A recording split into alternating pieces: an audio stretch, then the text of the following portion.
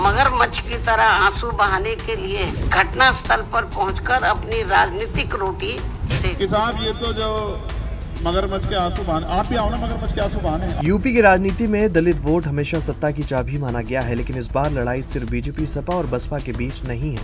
अब मुकाबला दलित नेतृत्व के भीतर भी खुलकर सामने आ गया है। मेरठ के चर्चित ललिता गौतम मामले ने इस सियासी टकराव को और तेज कर दिया है।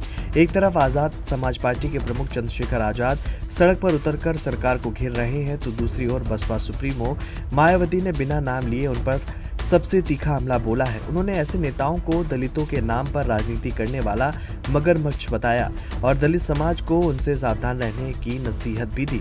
सवाल अब सिर्फ मेरठ कांड का नहीं, सवाल ये है कि क्या 2027 से पहले दलित वोट बैंक में नई दरार पड़ रही है? क्या मायावती अपनी खोई जमीन बचा पाएंगी या चंद्रशेखर आजाद नई दलित राजनीति का चेहरा बनते जा रहे हैं? सब कुछ जानेंगे इस वीडियो में। मेरठ के ललिता गौतम हत्याकांड के बाद पूरे इलाके में तनाव का माहौल बन गया। घटना के विरोध में प्रदर्शन हुए और पुलिस कार्रवाई भी चर्चा में रही। और इसी बीच चंद्रशेखर आजाद मेरठ पहुंचे और कानून व्यवस्था को लेकर योगी सरकार पर तीखे सवाल उठाए। पश्चिमी यूपी में इस घटना ने सिर्फ कानून व्यवस्था ही नहीं बल्कि दलित राजनीति को भी नया मोड़ दे दिया है। मेरे मन को ठेस इसलिए पहुंची कि आप तो लड़ नहीं रहे और हम लोग जान की बाजी लगा के हमारे कार्यकर्ता लड़ रहे हैं, पुलिस से डिटेन हो रहे हैं, गालियां खा रहे हैं और अपना पैसा खर्च कर रहे हैं।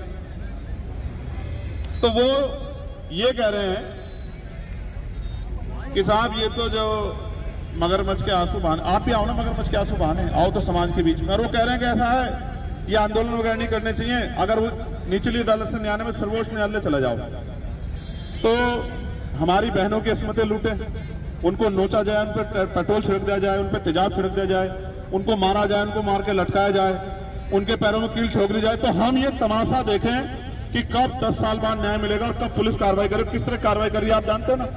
तो हम भी हाथ पे आकर के बैठ जाए, न्याय की लड़ाई ना लड़े। आप समझते, ये वो हमें सिखाना चाहते हैं, ये नहीं सीखना चाहता मैं उनसे। मैं तो उनका सम्मान करता हूं, हमेशा करूंगा, लेकिन आज उन्होंने मेरे मन को ठेस पहुंचाई है। समाज देख रहा है, समाज फैसला करेगा। बसपा प्रमुख मायावती ने प्रेस कॉन्फ्रेंस में बिना नाम लिए चंद्रशेखर आजाद पर तीखा हमला बोला। उन्होंने कहा कि कुछ नेता दलित समाज की दुखद घटनाओं का इस्तेमाल केवल अपनी राजनीतिक पहचान बनाने के लिए करते हैं। उन्होंने ऐसे नेताओं को मगरमच्छ बताते हुए दलित समाज से सावधान रहने की अपील की। बता दें कि मायावती का कहना है कि पीड़ित परिवार के दर्द को चुनावी मंच नहीं बनाया जाना चाहिए और दलित समाज को ऐसे राजनीतिक प्रयोगों से सतर्क रहना चाहिए। कि पहले ऐसे संगठन व पार्टियां हिंसा व हंगामा व सड़क जाम जैसा बवाल आदि कराती हैं और फिर उनके मुखिया मगरमच्छ की तरह आंसू बहाने के लिए घटना स्थल पर पहुंचकर अपनी राजनीतिक रोटी सेकते हैं।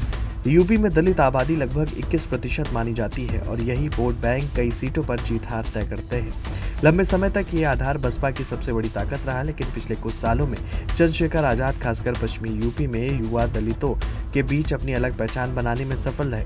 लोकसभा चुनाव के बाद उनकी राजनीतिक सक्रियता और तेज हुई। ऐसे में बसपा के सामने अपनी पारंपरिक पकड़ बनाए रखने की चुनौती है, जबकि आजाद समाज पार्टी इस आधार को विस्तार देने की कोशिश कर रही है। दलित वोट की इस लड़ाई पर बीजेपी और समाजवादी पार्टी भी पूरी नजर बनाए हुए है। बीजेपी सरकारी योजनाओं, लाभार्थी वर्ग और गैर जाटव दलितों के बीच अपनी पकड़ मजबूत करने का दावा कर रही है, तो समाजवादी पार्टी पीडीए यानी कि पिछड़ा दलित और अल्पसंख्यक समीकरण के जरिए दलित वोट में अपनी हिस्सेदारी बढ़ाना चाहती है। यानी बसपा और आजाद समाज पार्टी की इस सीधी लड़ाई का असर बाकी दलों की चुनावी रणनीति पर भी पड़ सकता है। राजनीतिक जानकारों की माने तो ये विवाद केवल बयानबाजी तक सीमित नहीं है। 2027 विधानसभा चुनाव से पहले दलित नेतृत्व की लड़ाई अब खुलकर सामने आ चुकी है। अगर दलित वोटों का बंटवारा होता है तो उसका असर कई सीटों पर देखने को मिल सकता है। वहीं यदि बसपा अपनी पारंपरिक ताकत को फिर से संगठित करने में सफल रहती है तो मुकाबले की दिशा अलग हो सकती है। इसलिए मेरठ से शुरू हुआ ये राजनीतिक संघर्ष आने वाले महीनों में और तेज होने के संकेत दे रहा है।